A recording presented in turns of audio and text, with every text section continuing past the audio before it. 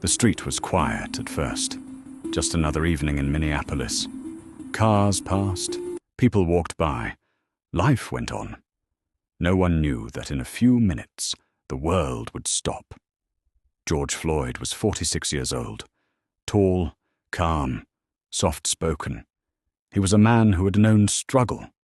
Life had not been easy on him, but he was trying to move forward. He dreamed of change, of a better future, of being present for his children. George Floyd was a father. He had children who loved him, including a young daughter who would later ask a question that broke hearts around the world. Daddy changed the world. He was not perfect, but he was human. May 25th, 2020. That evening, George Floyd walked into a small neighborhood store. Minutes later, the police were called. What followed would echo far beyond that street, far beyond that city, far beyond that country. George was handcuffed. He was unarmed. He was on the ground. An officer pressed a knee into his neck. At first, people nearby thought it would end quickly. They always do. But the seconds passed, then the minutes. George spoke. "I can't breathe." Not shouted, not angry, just desperate. He said it again, and again, and again. People nearby begged, they warned, they pleaded. Someone pressed record. Time slowed down. The knee did not move. George called out for his mother, a grown man, terrified, gasping for air, reaching for comfort in his final moments. And then his voice faded. The street that once felt ordinary became a witness to something unbearable. 8 minutes and 46 seconds, a number that would be remembered forever. Not because of math, but because of silence. George Floyd stopped moving, and the world watched. Without that video, the story might have ended quietly. Another report, another statistic, another name forgotten. But the camera did not blink. The footage spread across phones, homes, and continents. People watched in disbelief, in shock, in pain. You didn't need to know George Floyd. You didn't need to live in America. Pain has no borders. One truth became impossible to ignore. This should not have happened. The streets filled. Some marched in silence. Some shouted in anger. Some cried openly. George Floyd's name was spoken in places he had never been, written on signs, painted on walls, whispered in prayers. Say his name. And the world did. From Minneapolis to London, from Lagos to Paris, from small towns to major cities. People were not just mourning one man. They were mourning a pattern, a history, a fear that felt familiar. This time it was seen, clearly, painfully.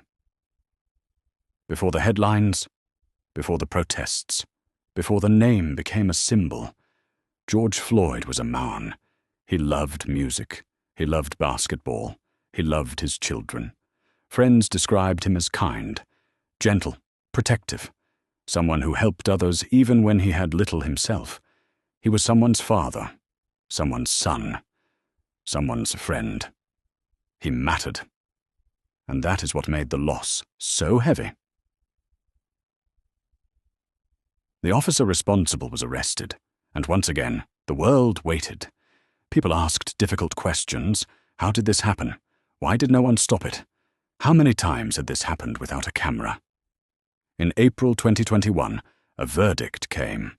The officer was found guilty in a court of law, later sentenced to 22.5 years in prison. For some, it felt like relief. For others, it felt like too little, too late. Because no sentence can bring back a life.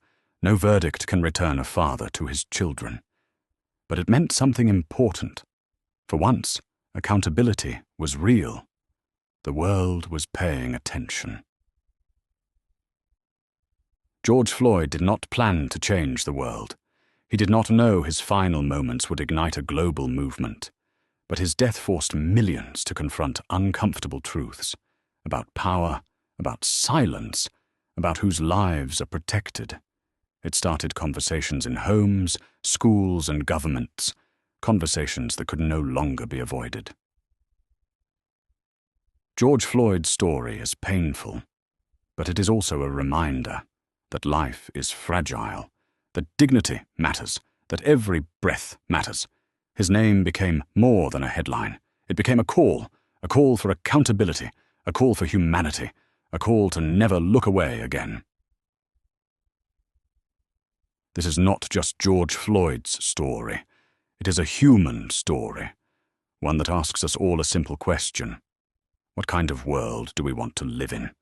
Because remembering is not enough. Understanding is not enough. Change begins when we choose to see each other as human. George Floyd was human, and his life mattered. Now Reveal Zone asks you, do you think justice was served in this case? What do you believe this tragedy teaches the world today? And how can moments like this be prevented in the future? Share your thoughts in the comment section. Your voice matters. Your opinion matters. And together, we keep the conversation alive. Don't forget to subscribe, comment, like, and share.